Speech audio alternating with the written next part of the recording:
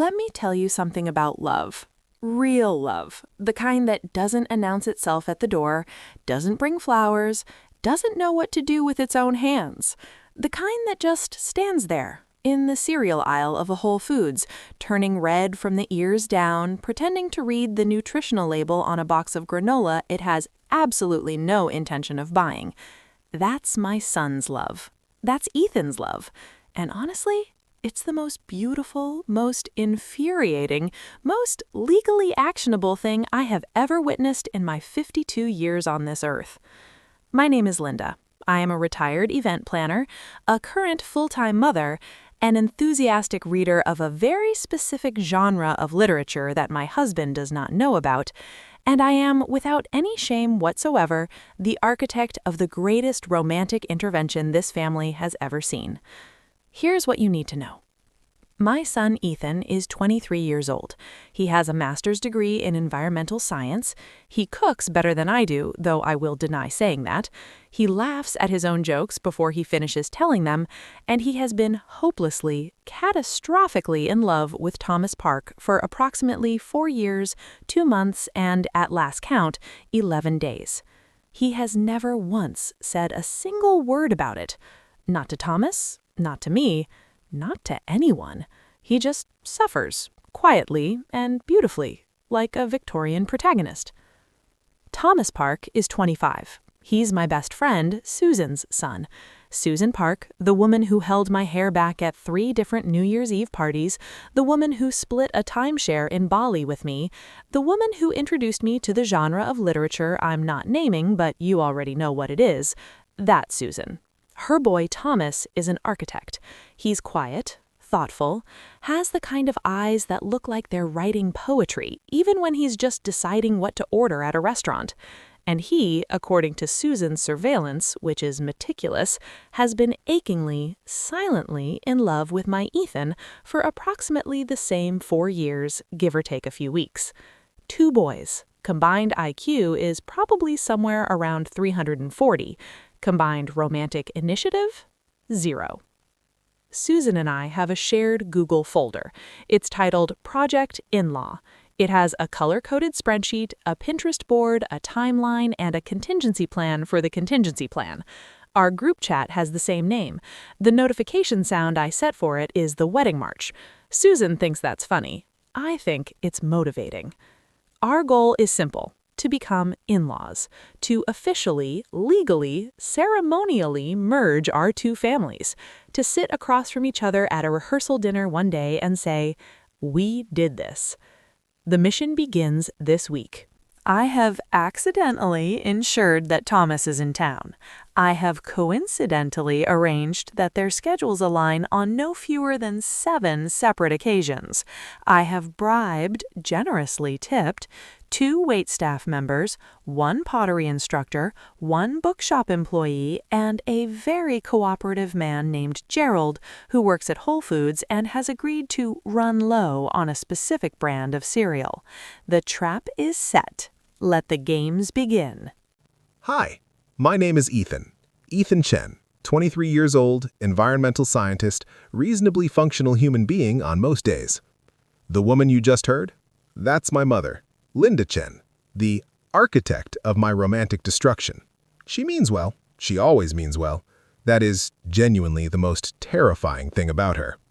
Anyway, I want to start by saying that I am a reasonably intelligent person. I have a master's degree. I can identify 17 species of migratory birds by their call alone. I once solved a differential equation in my head while making pasta. I am not, by any measurable standard, a fool. And yet, let me tell you about my week. Let me tell you about the 7 most chaotic, most confusing, most emotionally destabilizing days of my entire 23 years of life. And then, let me tell you how, at the end of it all, I was crouching in a garden with my heart doing something that I'm fairly certain is not medically approved, and my mother was hiding in a rhododendron bush with a camera lens the size of a small telescope. We'll get there. I promise we'll get there. But first, Thomas. Okay, Thomas Park. I don't know how to talk about Thomas Park in a way that doesn't immediately reveal everything about me, so I'm just going to say it plainly and get it over with. He is the single most disarming human being I have ever encountered in my life, and I have been in a state of low-grade, constant, humiliating panic about it for approximately 4 years. It started at my mom's birthday dinner. Thomas came with Aunt Susan. He'd just moved back from grad school and I hadn't seen him in 2 years, and he walked into our dining room wearing this dark green sweater and carrying a bottle of wine he'd clearly researched, because he handed it to my mom and said, "I read that you like something with a little smoke in it." And my mother beamed, and I dropped a serving spoon. Not metaphorically, I literally dropped a serving spoon into the mashed potatoes. It stood upright. My dad still talks about it. From that night forward, I was absolutely, completely, irrevocably done for. The problem is that Thomas is also very quiet. He's not cold. He's never cold. He's the kind of quiet that feels intentional, like he's listening more than most people do, like every word he eventually says has been considered. He asks questions that are so specific and genuine that they feel like a hand extended toward you, and every single time he asks me one, I feel my entire nervous system go offline. He asked me once what my favorite part of my research was. Not what my research was, what my favorite part was. And I spent 40 minutes talking about soil microbiomes while he sat across from me with his chin in his hand, actually listening, and I went home and lay face down on my bed for 20 minutes afterward because I didn't know what to do with any of the feelings that had happened to me. So, Thomas Park. 4 years. Absolutely nothing done about it. That's the situation. Now, the week. It was a Monday. My mom called me at 9 in the morning, which, as a person who works from home and cherishes his slow mornings, I will say was already an act of aggression, and asked me to go to Whole Foods to pick up her specific granola, the one with the almonds and the cranberries, the one in the orange back. "They have it delivered, Mom." "Ethan, the delivery person leaves it in the sun and the chocolate chips melt." "There are no chocolate chips in that granola." "Ethan." Fine. I went. I was in the cereal aisle, the granola section. I found the brand, I found the flavor, and there was exactly one box left. I reached for it, and another hand reached for it at the exact same time. Our fingers touched over the box. I looked up. Thomas Park. Standing in the cereal aisle of Whole Foods on a Monday morning, wearing a gray Hemley with the sleeves pushed up, holding one end of the last box of my mother's almond cranberry granola, looking at me with those eyes that I have mentally written sonnets about, even though I don't write poetry and genuinely believe I'm bad at it. We both froze. The box hung between us. "Ethan," he said. His voice does this thing. It's low and a little careful, like he's always making sure he gets your name right, like your name matters. "Thomas," I said. Or I think I said. There's a possibility I just thought it very loudly. "Is this—" he started. "My mom's," I said. "My mom's too," he said. We stared at each other. "Did our moms," I began slowly, "send us to the same Whole Foods at the same time for the same granola?" Thomas looked at the box. He looked at me. A very slow, very controlled smile moved across his face, and he said, "There's only one box." I noticed. "Do you want to split it?" I blinked. "Split the granola?" "Or," he said, and something in his voice shifted, just slightly, like we could get coffee and figure out whose mom is getting the granola. I would like it on record that my heart did something at that moment that I cannot legally describe as normal cardiac function. We got coffee. We sat in the cafe attached to the Whole Foods for an hour and 40 minutes. We talked about his current project, a community center he was designing with these incredible passive ventilation systems, and I told him about the wetland restoration pilot I was running, and he leaned forward when I talked, like he was physically moving closer to the words. And at some point, I realized my coffee had gone completely cold and I hadn't noticed. His knee bumped mine under the tiny cafe table at some point. Neither of us moved away. He walked me to my car. He said, "Tell your mom I said hi." Then he paused and added quieter, "I'm glad the granola ran out." I drove home.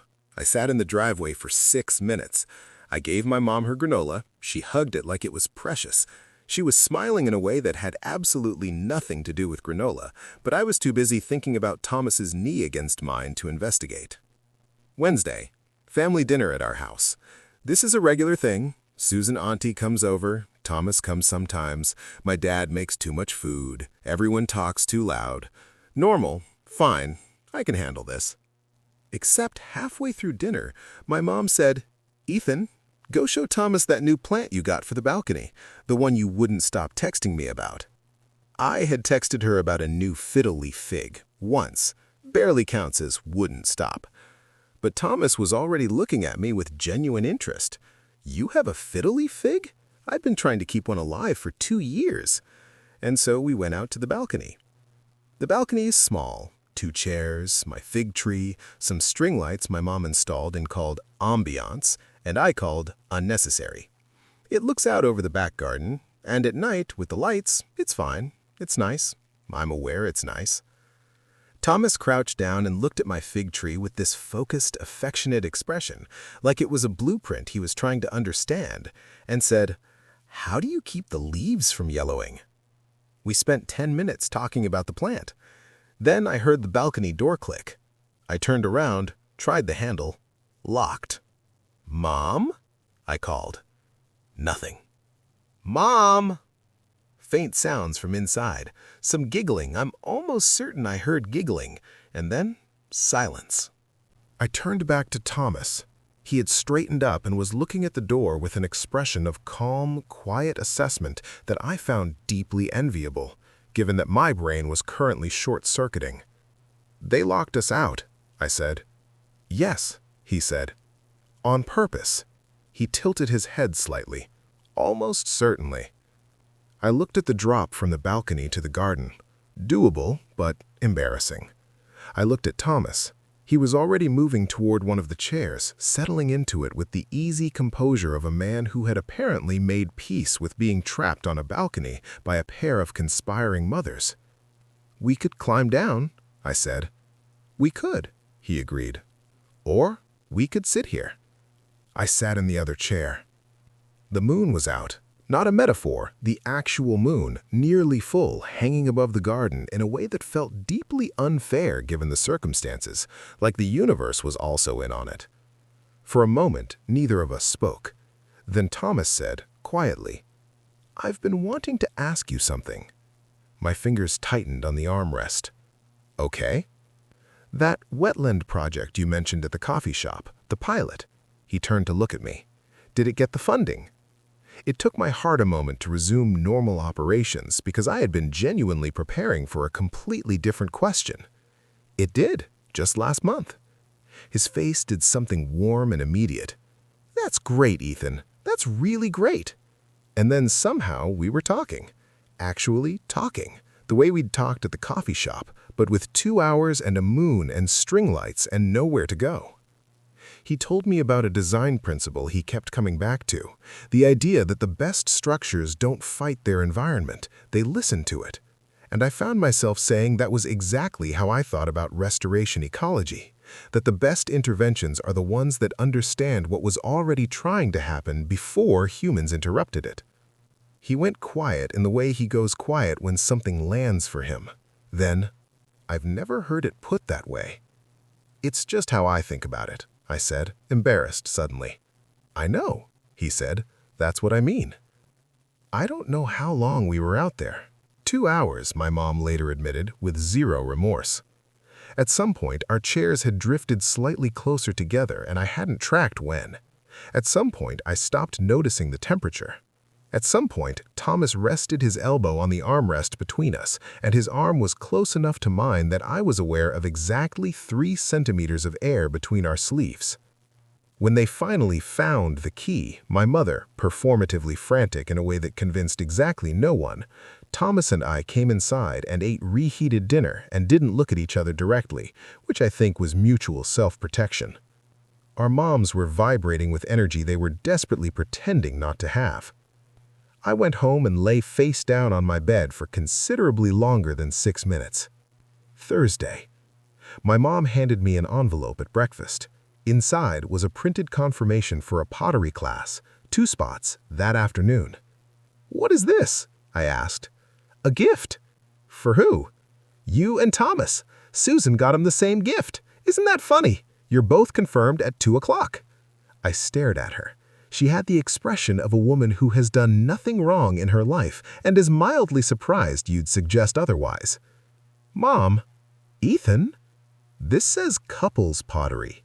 She squinted at the paper. "Does it? Oh, that must just be what they call the beginner class. Very standard." Reader, it was not what they call the beginner class. The studio was warm and smelled like earth and paint. There were approximately 6 other couples there, all of whom were very clearly romantic partners, and then there was Thomas, who was already seated at a wheel when I arrived, looking like he was solving a quiet puzzle about why his life had led him here. He looked up when I walked in. "Couples class," I said.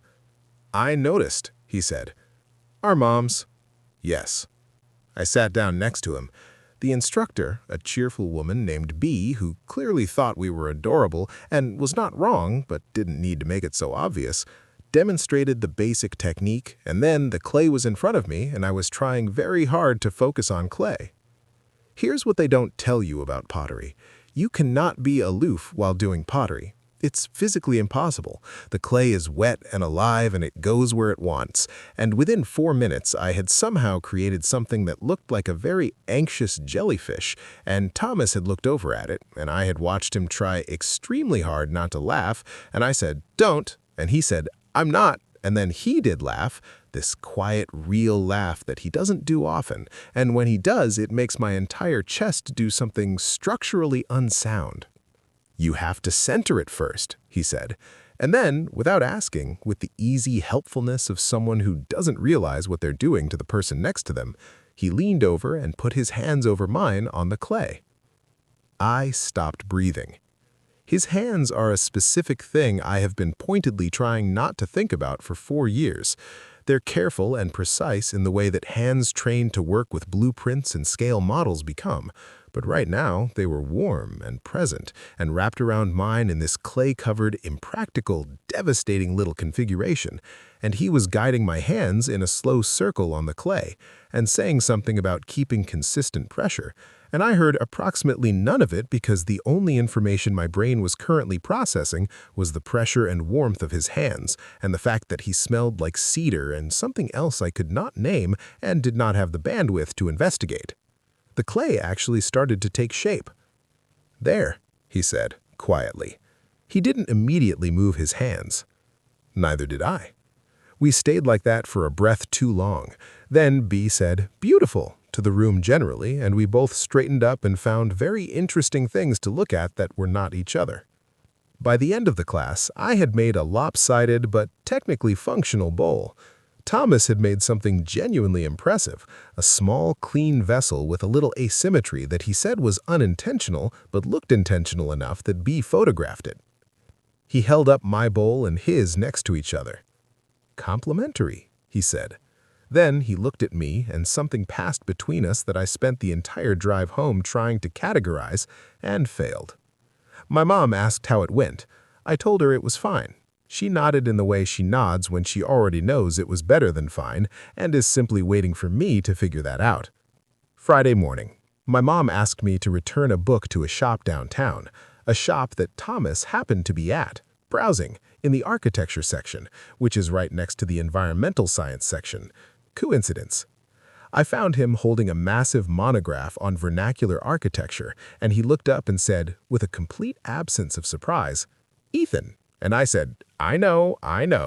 And he said, "I'm not saying anything." And I said, "You're thinking it." And he said, "I'm always thinking something." And then we both stood in the bookshop aisle for a moment, registering that he had just said that. He turned back to the book. I pretended to browse. We ended up sitting on the floor in the back corner of the shop. They had those cushioned benches along the bottom shelf, and you could sit there with your back against the books, legs stretched out, with a pile of titles between us, passing things back and forth. He showed me a chapter on how ancient architects engineered natural cooling systems, and I showed him a field guide I'd found with pressed botanical illustrations, and we kept exchanging books without really talking much, just this comfortable, warm back and forth. And at some point, our knees were touching again, and I made a decision, a firm and serious decision, to simply never acknowledge it and treasure it privately forever. We stayed for 2 hours. The bookshop employee, a young man with an earring who kept glancing at us with this fond, knowing expression, eventually came by and asked if we wanted anything from the cafe next door. When we said no, he nodded and said, entirely unprompted, "You two are cute, by the way," and then walked away. Thomas turned the color of a very specific shade of brick. I looked at the ceiling. We did not talk about it. On the way out, Thomas bought the botanical field guide and handed it to me at the door. "For your balcony," he said, "for the fig tree." I stood on the pavement holding a book he'd bought me and watched him walk away and felt the specific full-body helplessness of someone who was in absolutely over their head. Saturday. Of course, there was a cooking class. Our moms had spontaneously enrolled us in a pasta-making workshop being run at the community center. The note my mom left said, "Good life skill." I noted grimly that she had not enrolled herself or my father, who could genuinely use the instruction. It was Thomas and me, and a flower-covered table, and an instructor named Marco who took pasta very seriously. And within 15 minutes, we were shoulder to shoulder rolling dough on the same surface because, wouldn't you know it, the table was more efficient when used as a shared workspace. Rolling pasta dough is a full-body activity. There's leaning involved. There's the matter of maintaining pressure and even distribution, which meant Thomas kept correcting my technique, not in a condescending way, but in the way he does things, where he demonstrates with patience and an attention to detail that makes you feel like the thing you're learning is worth being learned carefully. At one point, he dusted flour off the surface, and some of it landed on my sleeve, and he reached over and brushed it off so matter-of-factly, so without hesitation, that it almost didn't send me into cardiac territory. Almost. We made fettuccine and a simple sauce. Marco made us taste test each other's portions, which involved a significant amount of eye contact while eating fresh pasta, and I would like to say I was dignified about it, but I'm not sure I was. On the walkout, Thomas said, "You're better at this than you think you are." "The pasta?" A brief pause. "Lots of things." I missed a step on the curb, he caught my elbow. We were very close for a second. He let go, and I cataloged the loss of warmth with what I can only describe as dramatic inner grief. Sunday evening, an outdoor film screening in the park. 2 tickets left on the kitchen counter with a sticky note that said, "Found these. Take Thomas. Be back late. Love, Mom." The ink was still slightly wet. She had been gone for 40 seconds. Thomas texted me before I could text him. My mom just handed me a tote bag with snacks and practically pushed me out the door. "I assume you have the tickets." I replied, "I have the tickets." He replied, "Shall we?" And something about the complete resigned acceptance of those 2 words, "shall we?" like, of course, like, inevitably, made me smile at my phone longer than I should have. The film was a classic, projected on a screen strung between 2 old trees, and we sat on a blanket Thomas had thought to bring and shared the snacks Susan Auntie had packed, which were suspiciously elaborate for a spontaneous outing, including Thomas's favorite rice crackers and a specific brand of dark chocolate I had mentioned once, 6 months ago, in passing. The mothers were thorough. It was dark.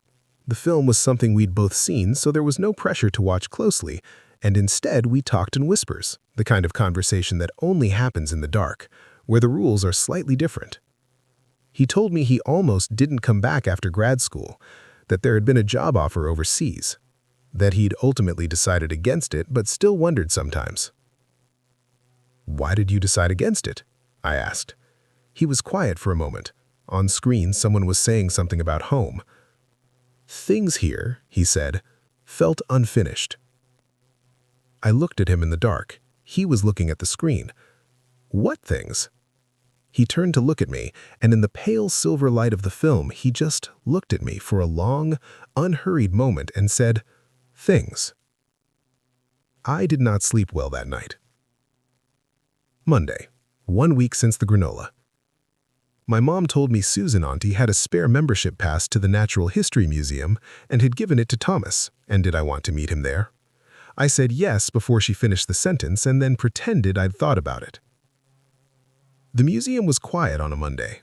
Thomas was already there when I arrived, standing in front of a large topographical map of ancient coastlines, hands in his pockets, head slightly tilted. He looked like a painting someone had placed there very deliberately. "This is incredible," he said when I stood next to him. "The way land just disappears.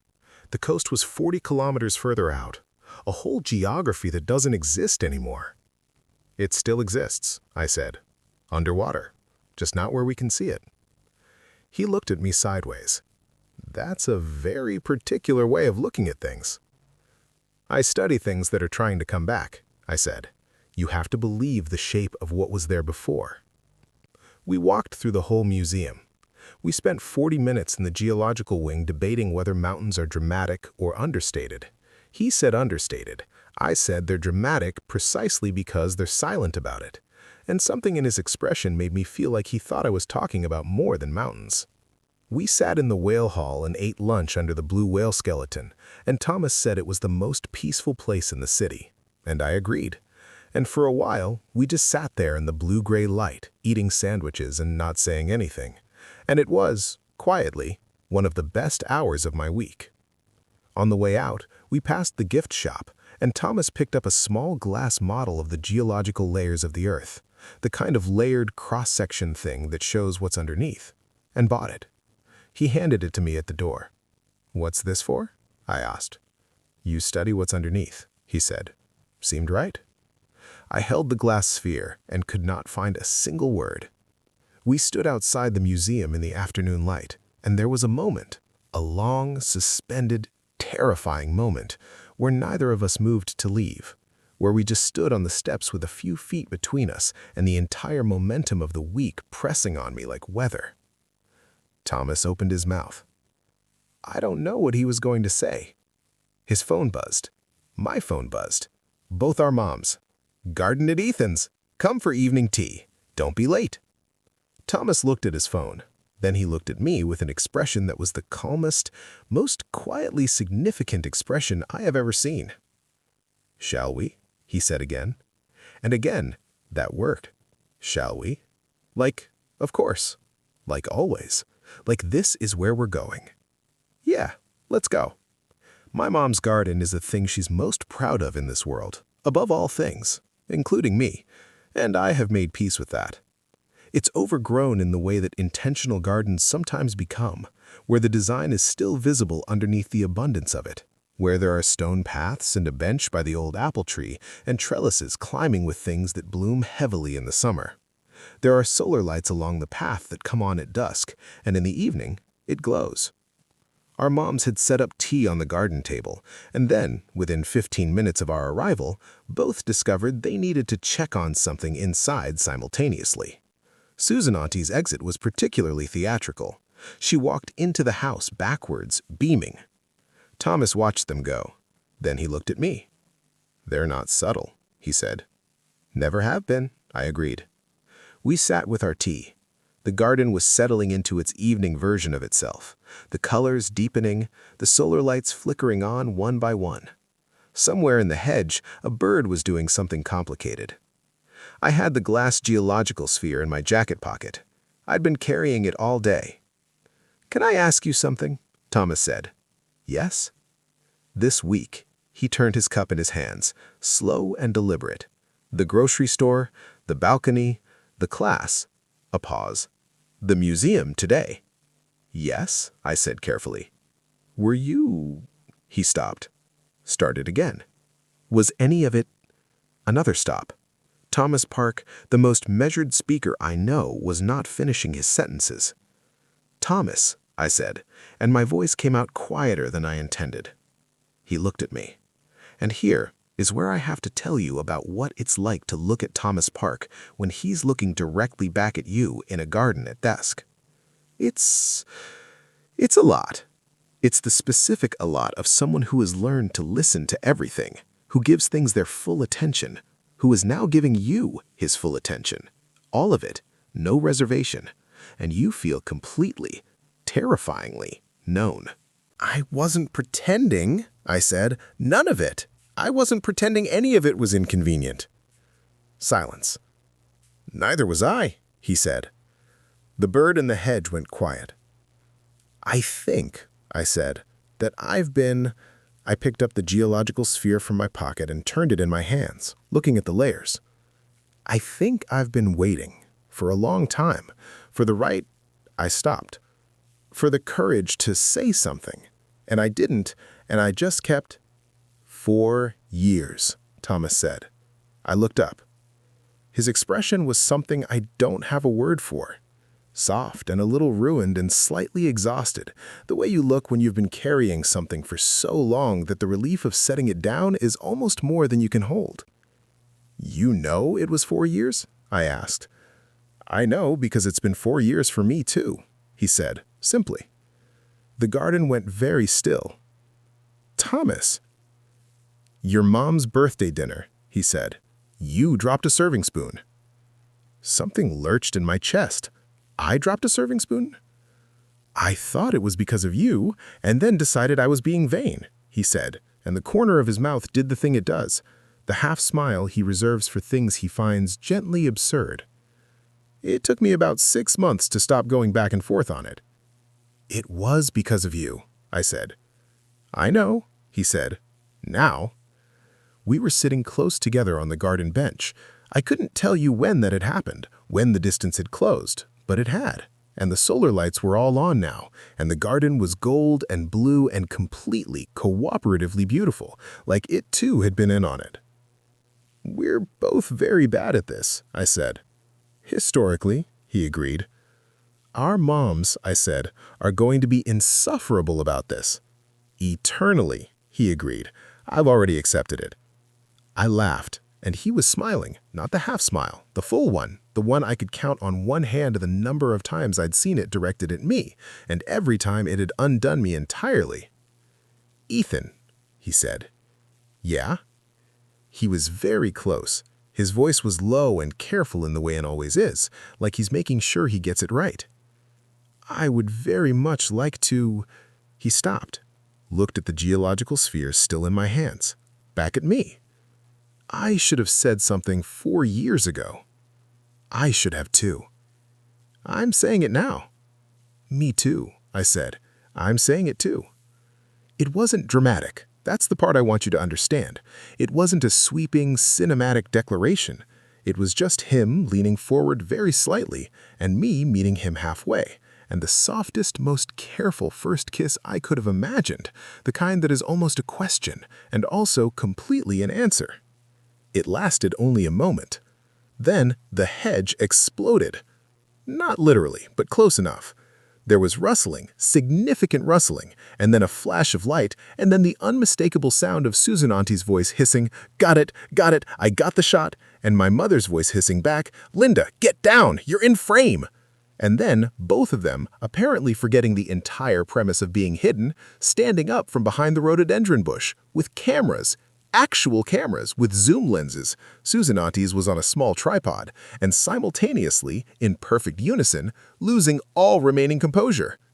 In-law! My mother shrieked. In-law! Susan Auntie shrieked back. They grabbed each other by the arms and started jumping. Thomas and I turned to look at them. Then we turned to look at each other. His expression, I need you to picture this, was the expression of a man who has just confirmed every suspicion he ever had and is experiencing the strange peace of a person who has been proven completely right about everything. Hi, Mom, I said. Don't hi, Mom me. You kissed him. Linda, show me your angle. Mine is better, Susan. Yours is not better. I looked at Thomas. Thomas looked at me, and then he started laughing. That real, quiet laugh, the one I'd heard in the pottery studio, except this time it built and built until it was actual laughter, helpless and warm, and something cracked open in my chest that I think had been sealed shut for 4 years and probably longer. I started laughing too. We sat in the garden while our mothers argued about the photography angles of our first kiss, and I could not have told you, in that moment, whether I was more embarrassed or more happy. And then I realized it didn't matter because they were both enormous and they were both true. Here's what happens in the aftermath. Here's what they don't always show you in the version of this story where everything is tidy and resolved. You sit in the garden for another 2 hours. Your moms eventually put the cameras away, eventually, after approximately 40 additional photos, and one short video that Susan Auntie already has a plan for, I can tell. And they make fresh tea and bring out the cake they had apparently baked that afternoon in anticipation, which tells you everything about the level of planning that went into this operation. There's a small, quiet period where it's just you and Thomas, while your moms are inside doing dishes and presumably already texting each other rapid fire. And you sit on the bench again, and the kiss has happened, and the words have happened, and now there's this new kind of silence between you that is completely different from all the previous silences. "So," Thomas said. "So," I agreed. "We were both doing this for 4 years?" "Yes." "Silently?" "Catastrophically silently, yes." He shook his head very slowly, the way he does when something is both absurd and true. "We wasted so much time." "We did," I said. "But I think—" I turned to look at him. "I think I needed all of it, the long version, the slow version. I think I needed to know you the way I know you now, before I could do this." He was quiet for a moment. "That's a very particular way of looking at it," he said, softly. "It's how I look at things," I said. "You know that." "I do," he said. And he said it like it was something he'd known for a long time and was glad to finally be able to say out loud. His hand was on the bench between us. I covered it with mine. He turned it over. And we sat like that, in the garden, in the evening, with the apple tree and the solar lights and the distant sound of our mothers on the other side of the kitchen window, which we could hear because the window was open and they were not being quiet. "I told you the cereal was the right call. Susan, I told you the balcony was the turning point. The pottery was my idea. You cannot take credit for pottery. I sent the deposit. The bookshop employee, by the way, his name was Kyle. I tipped him $40. Thomas and I looked at each other. "Kyle," I said. "The film snacks," Thomas said, nodding. "My mom packed them 2 days in advance. I found the receipt."